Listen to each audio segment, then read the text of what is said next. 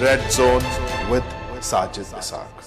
जी अस्सलाम वालेकुम नाजरीन, रेड जोन के साथ आपका होस्ट साजिद इसाक आपके सामने हाजिर है। नाजरीन, हम पिछले तकरीबन 33 दिनों से देख रहे हैं कि एक खुदा के खादम जनाब पादरी साजिद मसीह साहब ने एक बेड़ा उठाया यूसीएच को रिवाइव करने का। हम समझते हैं कि बड़ा पॉजिटिव जेस्चर है पारी साहब की तरफ से, उनकी सारी टीम की तरफ से, और हम उनको मुबारकबाद देते हैं कि उन्होंने एक बहुत कठिन, बहुत मुश्किल रास्ता इख्तियार किया और बड़ी कामयाबी के साथ हम देखते हैं नाजरीन के पिछले 33 दिनों में उन्होंने बहुत सारे माइलस्टोन अचीव किए। यहाँ पे हम बताएं कि हमने यूसीएच की खबर ब्रेक की थी कि यूसीएच का जो बोर्ड है वो यूसीएच को गिरवी रखने जा रहा था 7 अरब के एवज, मगर जब वो ख़बर हमने ब्रेक की और उस मिनट्स को भी हाईलाइट किया नाजरीन, तो हमने देखा कि बोर्ड ने अपना डिसीजन वापस लिया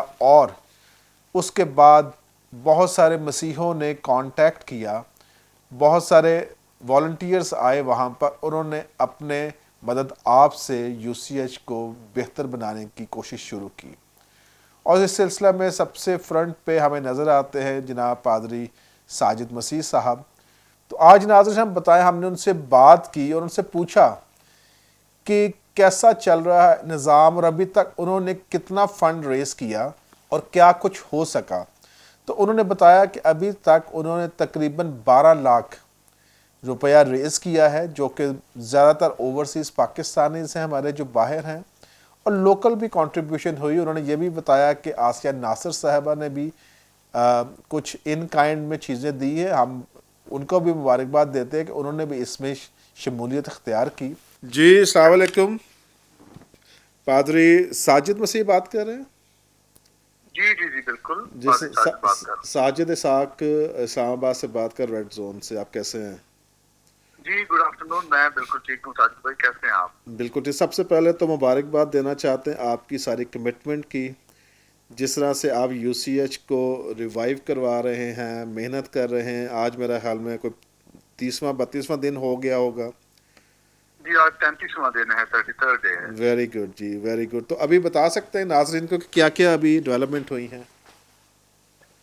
आज 33rd डे तक, 33वें दिन तक साजिद भाई, मैं अपने जज्बात को कैसे बयान करूं। सबसे अहम बात जो हुई है, apart from the restoration activities और फंड रेजिंग, जो कम्युनिटी की डेवलपमेंट है या कम्युनिटी की जो मोबिलाइजेशन है, वो मेरे लिए सबसे ज्यादा मानी रखती है कि कम्युनिटी ने अब इस हॉस्पिटल को ओन करना शुरू किया है, और वो लोकली भी और इंटरनेशनली भी, बैन अल-अक़वामी तौर पर भी जो क्रिश्चियन डायस्पोरा है, मसीही लोग जो मुख्तलिफ ममालिक में रह रहे हैं, उनकी तरफ से तो बहुत ही ज्यादा है। तो मकामी तौर पर भी लोग आ रहे हैं, आहिस्ता आहिस्ता कदम बढ़ा रहे हैं, और मैं देख रहा हूँ ईमान में कि यूसीएच बहुत जल्द अपने पांव पर खड़ा होगा। आमीन। जी, उसके बाद उसके अलावा इसकी फेस लिफ्टिंग का काम जो है वो कंप्लीट हो चुका है। Good. और whitewash, weather sheet, paint work, landscaping, पौधों का लगाया जाना वो जारी भी है और काफी हद तक हो भी चुका है। अंदर का जो है हमने वार्ड्स जो है वो खुलवाई हैं, 2 वार्ड्स जो है वो ऑलमोस्ट तैयार हैं। मैट्रेसेस के कवर्स हमने जो है वो सिए हैं, मशीनें खुद खरीद कर, जो जैको मशीनें कमर्शियल मशीनें होती हैं वो, उसके जरिए हमारे वॉलंटियर्स ने मैट्रेसेस कवर्स जो है वो सिए हैं, और वार्ड्स को तैयार किया है, उनके बेड्स को कम किया है, पेंट किया है। इसके अलावा हमारा जो कंसल्टेंट्स रूम है, जहाँ पे हम कहते हैं कि डॉक्टर्स इधर बैठने चाहिए, होने चाहिए, लेकिन डॉक्टर्स काफी जो है वो पाइपलाइन में है, हायर भी हो चुके हैं। गैस्ट्रोएंटरोलॉजिस्ट मौजूद है, पल्मोनोलॉजिस्ट मौजूद है, जनरल फिजिशियन मौजूद है, लेकिन बैठने के लिए जगह नहीं थी, प्रॉपर इक्विपमेंट्स नहीं थी। तो वो कंसल्टेंट्स रूम जो है वो बन रहे हैं। आइंदा 10 दिनों में वो 7 रूम है कंसल्टेंट्स के, वो बन जाएंगे, ओपीडी तैयार हो जाएगी, कंसल्टेंट्स बैठना शुरू हो जाएंगे। और इक्विपमेंट्स, काफी इक्विपमेंट्स आज खुदावंद के फजल से मैडम आसिया नासिर, हमारी फार्मर एमएनए, वो उन्होंने विजिट किया है और दो ट्रक्स जो हैं मेडिकल इक्विपमेंट्स, न्यू और लेटेस्ट इक्विपमेंट जो है वो आज ड्रॉप करके तो गई उसमें हैं क्या है, यूसीएच उसमें के क्या अंदर। कुछ है इक्विपमेंट्स में? उसमें स्टरलाइजर्स हैं, उसमें आईवी स्टैंड्स हैं, उसमें न्यू बेड्स हैं, उसमें अल्ट्रासाउंड मशीन भी है, उसमें काफी लंबी लिस्ट है एक्चुअली उसमें। बहुत तो अच्छी जो बात। भी जरूरत है, जो भी जरूरत है हॉस्पिटल के लिए वो जो है वो दे कर गई हैं। ज़बरदस्त। कोई या 50-60 से ऊपर आइटम्स हैं जो वो दे कर गई हैं। ज़बरदस्त। नहीं, इसको तो हम सारे अप्रिशिएट कर रहे हैं जिस तरह से आप अपने कमिटमेंट के साथ चल रहे हैं। अभी जी जी। कितना आप समझते हैं कि कॉस्ट आ चुकी है इसके ऊपर? अब अभी तक जो हम एक्चुअली तो काम जारी है एक्चुअली, जो हमें जो हमारे जो कॉन्ट्रैक्टर्स हैं जो जिनको हमने दिया हुआ काम, उनको हमने बिल्कुल कोई पैसा एडवांस में नहीं दिया, कोई पैसा, क्योंकि हमारे पास जमा बिल्कुल पैसे नहीं है कि हम किसी को 5 लाख इकट्ठा दे दें या 10 लाख इकट्ठा दे दें। तो जैसे जैसे पैसे आते जाते हैं वो हम उनको दे दे जाते हैं, और 20,000 भी दे रहे हैं, 50,000 भी दे रहे हैं, 1 लाख भी दे रहे हैं, जैसे जैसे नहीं, मगर आते जाते हैं मगर कोई वो हम आपने देते जाते हैं। एक्सपेंस का बनाया होगा, कितने अभी तक हो चुके हैं, ताकि लोगों की तकवीत के लिए हम पूछना चाह रहे हैं कि जी अभी अभी तक हमने 30 दिनों की रिपोर्ट दी है, तो उसमें तकरीबन 12 लाख से ऊपर जो है वो एक्सपेंस आ चुका है, हो चुका है, हम लगा चुके हैं। तो और आपका वो क्या कंटिन्यूसली आ एस्टिमेट भी है, रहे हैं। कितना आपकी रिक्वायरमेंट है अभी? वह ये तो 12 लाख रिक्वायरमेंट तो तो लगा है, मगर कुछ लोगों ने वैसे भी इन काइंड में भी हेल्प की है यूसीएच की आपकी। इन काइंड में तो हमें ये पहली दफा मैडम आसिया नासिर की तरफ से हमें इक्विपमेंट्स आई हैं। हम्म। तो ये तो मेरा ख्याल में को 20-25 लाख का मटेरियल होगा जो उन्होंने दे कर दिया। Very good. इससे कम नहीं होगा। अच्छा। तो ये पहली दफा कोई हमें इस तरह से कोई दे के गया है इक्विपमेंट्स, तो मेरा ख्याल में ये पहला खतरा है। अब लोग और भी देना शुरू करेंगे खुदा के फजल से। तो नाज़रीन, एक और जो चीज़ हमने उनसे पूछी, हमने पूछा कि जो आपका जो वहाँ पे यूसीएच का बोर्ड है, उनकी एक मीटिंग हुई, क्या उन्होंने कोई आपको अप्रिसिएशन का लेटर इशू किया है?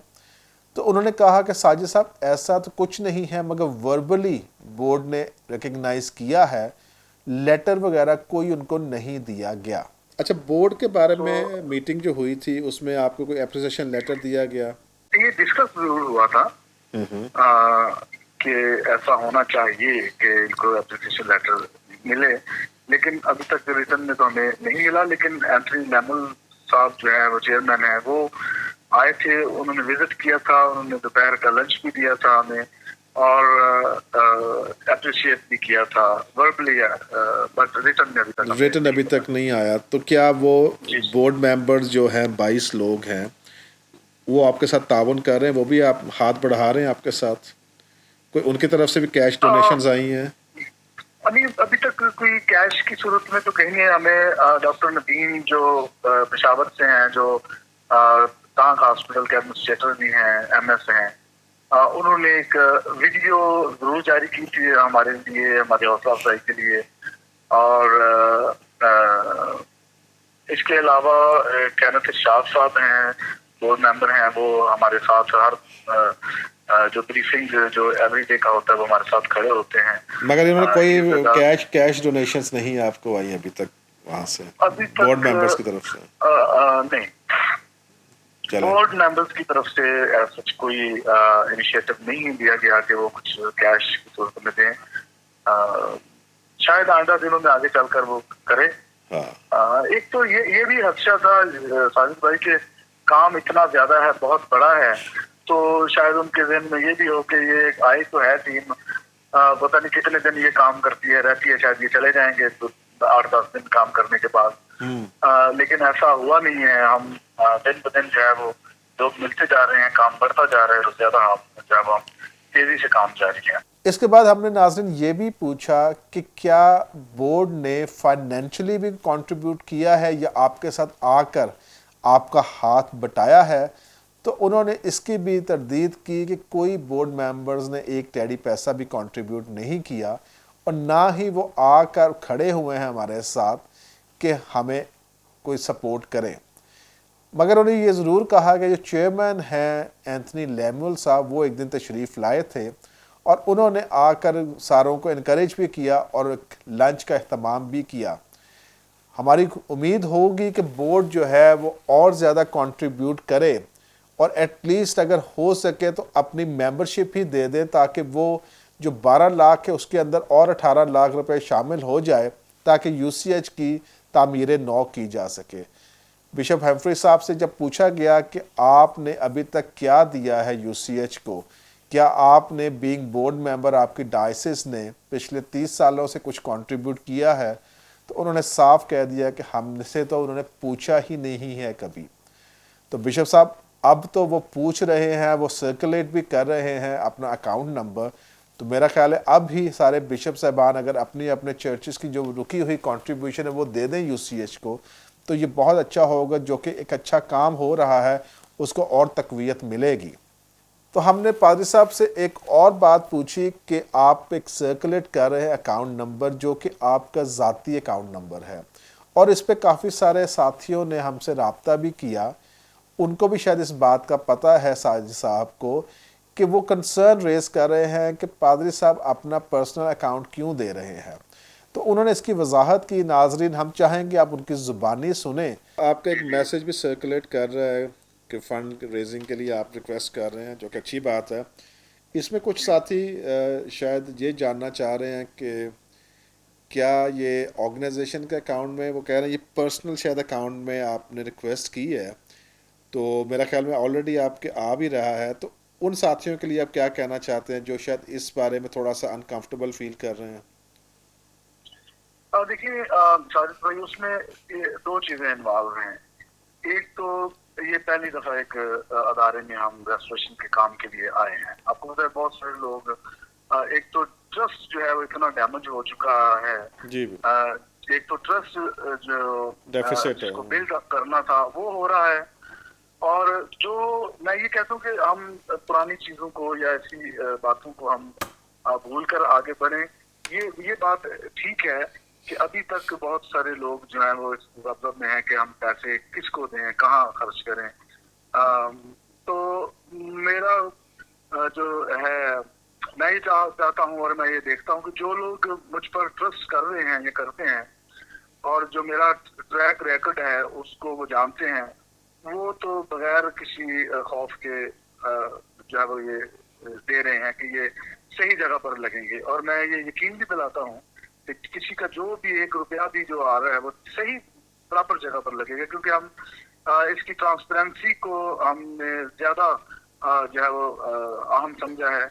और हम डेली बेसिस पर जिन जिन लोगों के पैसे आ रहे हैं उनको हम अनाउंस भी कर रहे हैं, और हर 15 दिन के बाद एक रिपोर्ट जारी करते हैं कि इतने पैसे हम तक पहुंच चुके हैं, फलां बंदे ने फलां जगह से भेजे हैं और यहाँ पर वो खर्च हुए हैं।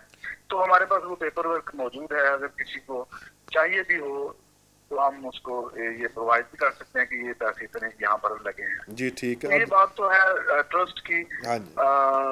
जी, तो जो लोग ट्रस्ट करते हैं मैं उनसे गुजारिश करूंगा कि बेखौफ होकर ये करें।